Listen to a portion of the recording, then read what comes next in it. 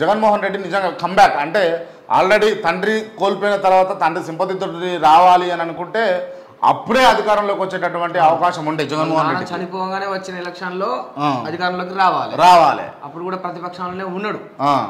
కాకపోతే ఏమైంది, ప్రతిపక్షంలో ఉండి పోరాడిండు, కొట్లాడిండు, యాత్ర చేసిండు, ప్రజలలో తిరిగిండు, ప్రజలతో మమేకమైండు, జైలు పాలయ్యిండు, చాలా సంఘటనలు ఎదుర్కొంటూ చాలా ఇబ్బందికర పరిస్థితులను కూడా ఫేస్ చేసి మరి ముఖ్యమంత్రిగా ప్రమాణ స్వీకారం చేసి మరి 5 ఏళ్ళు ఆంధ్ర రాష్ట్రానికి ముఖ్యమంత్రిగా వ్యవహరించాడు. కానీ ఆయన చేసినటువంటి కొన్ని మిస్టేక్స్ ఏంటి అంటే ఆయన చుట్టూ ఉన్న వాళ్ళను నమ్మిండట.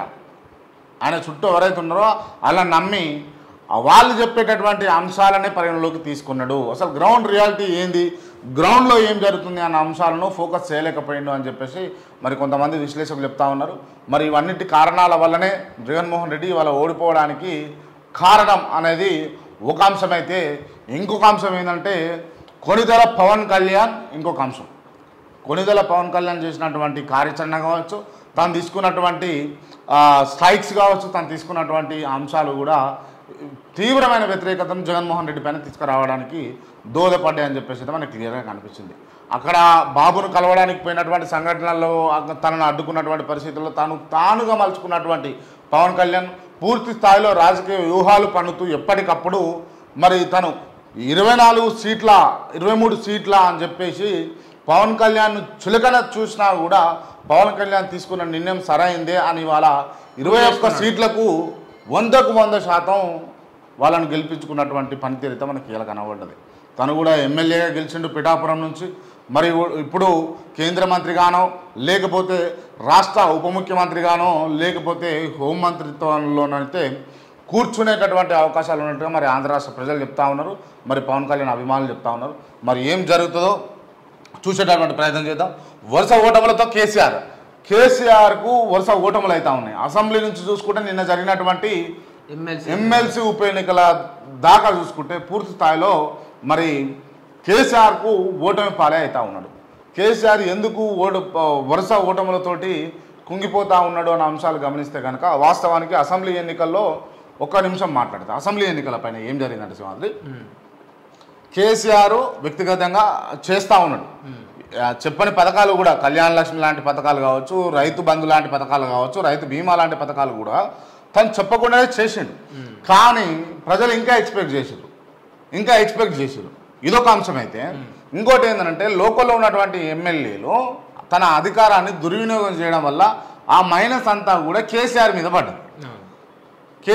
పడ్డది. తను ఎవరైతే ఇప్పుడు మళ్ళా ఎలక్షన్లో నిలబడేటప్పుడు సిట్టింగ్లో కాకుండా ఒక 60 మంది నుంచి 50 మందిని 60 మందిని కనుక మార్చి ఉంటే ఇవాళ కేసీఆర్ అధికారంలో ఉండేటోడు.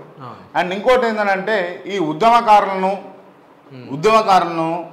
తెలంగాణ అంటే టీఆర్ఎస్ పార్టీని అంటిపెట్టుకుని ఉన్న అసలైన కార్యకర్తలను పక్కన పెట్టడం వల్ల ఇది కొంత మైనస్ అయింది.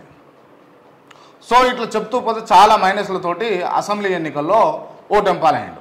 అసెంబ్లీ ఎన్నికల తర్వాత ఓటమి పాలైనటువంటి కేసీఆర్ ఇక్కడ అధికారం కోల్పోయాడు, జాతీయ స్థాయిలో పోటీ చేసే అవకాశాన్ని కోల్పోయాడు, జాతీయ రాజకీయాలు చేయడానికి అవకాశం లేకుండా పోయింది, రాష్ట్రంలో స్కోప్ లేకుండా పోయింది. దానికి తోడు దాని తర్వాతనే కవిత జైలు పాలైంది. దాని తర్వాత ఈ పార్లమెంట్ ఎన్నికలపై అంత ఫోకస్గా పనిచేయలేకపోవడం. వాస్తవానికి బస్సు యాత్ర పేరుతోటి తిరిగినప్పటికి కూడా జనాలు ప్రభావితం కాలేదు. ఎందుకు కాలేదంటే కేసీఆర్కు ఓటేస్తే ఎంపీ ఎలక్షన్లలో బీఆర్ఎస్ పార్టీకి ఏం చేస్తాడు తప్ప ఏం చేస్తాడు క్వశ్చన్ మార్క్. కేంద్రంలో అధికారంలోకి వచ్చేది లేదు, రాష్ట్రంలో ఎట్లా అధికారంలో లేడు. ఇక కేసీఆర్కు వేయడం వల్ల బీఆర్ఎస్ పార్టీకి వేయడం వల్ల అసలు ఉపయోగం ఉన్నదా అన్న అంశంలో చాలా మంది సందిగ్ధంలో పడి ఓటు వేయలేకపోయారు కేసీఆర్కి. ఈ కేసీఆర్ ఓటింగ్ అంతా కూడా కాంగ్రెస్కు మళ్ళీంది, వీళ్ళకి మళ్ళీంది. ఈ బీజేపీ ఓటింగ్ అంతా కూడా అంటే బీజేపీ పైన ఉన్నటువంటి వ్యతిరేకత ఓట్లు కావచ్చు, బీఆర్ఎస్కి వేయాలనుకున్న ఓట్లు కావచ్చు, అన్నీ కూడా కాంగ్రెస్కు పడ్డాయి. సో కాంగ్రెస్కి పడ్డాయి కాబట్టి వాళ్ళ కాంగ్రెస్ 8 స్థానాల్లో కూర్చున్నట్టుగా మనకి క్లియర్గా కనిపిస్తూ ఉంటుంది. రైట్, ఇదొక అంశం. అయితే ఇంకోటి ఎమ్మెల్సీ ఎన్నికల సందర్భంగా చూసుకుంటే కాంగ్రెస్ అభ్యర్థి అయినటువంటి నవీన్ కుమార్ పోటీ చేస్తే, అదేవిధంగా బీఆర్ఎస్ అభ్యర్థి అయినటువంటి రాకేష్ రెడ్డి పోటీ చేస్తే, వీళ్ళిద్దరితో పాటు 52 మంది 54 మంది పోటీ చేస్తే అందులో మరి రాకేష్ రెడ్డి వర్సెస్ నవీన్ కుమార్ అయితే నడిచింది. నవీన్ కుమార్ కూడా ఇట్లా గెలిచిండు. ఆ నవీన్ కుమార్ గెలవడానికి కారణాలేంది, నవీన్ కుమార్ చేసినటువంటి అసలైనటువంటి రహస్యం ఏంది అని అన్నది మనం ఈవినింగ్ లైవ్లో చెప్పుకునేటటువంటి ప్రయత్నం అయితే చేద్దాం.